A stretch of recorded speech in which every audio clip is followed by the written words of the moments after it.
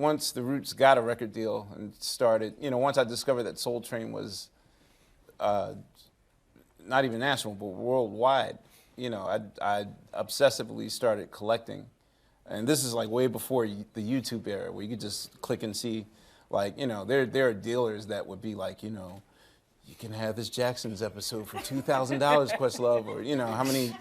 No, seriously, like I've had to give up like 4 figures just to get 3 episodes that I needed to see.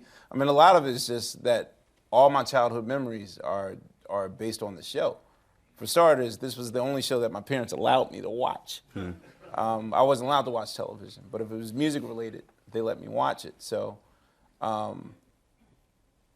and I don't discount the fact that being a child of the 70s and, Soul Train coming up at the same time, coinciding, I mean, that played a major, that was the influence on my life. So, I remember, and a lot of people always test, like, okay, well, you were 4 years old when, how do you remember Sugarfoot from Ohio Players playing a double neck guitar at the age of 3? I don't know, like, I remember it. I remember being 3 and seeing Michael Jackson doing the robot. And, so once I got older and once I started working with the artists that, I work with, the Jill Scotts, the Erykah Badus, the D'Angelos, all the people in my circle, I forced them. Like, we spent, one of the main questions that people ask for that 5-year period that I worked on D'Angelo's Voodoo album between 95 to 2000 was like, what were you guys doing for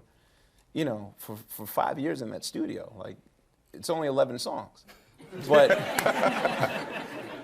I will say that 70% of the time, I mean, we were having class. It would be me, D'Angelo, Q-Tip, Erykah, Kweli, Common, Mos. I mean, Electric Lady Studios was our headquarters in New York.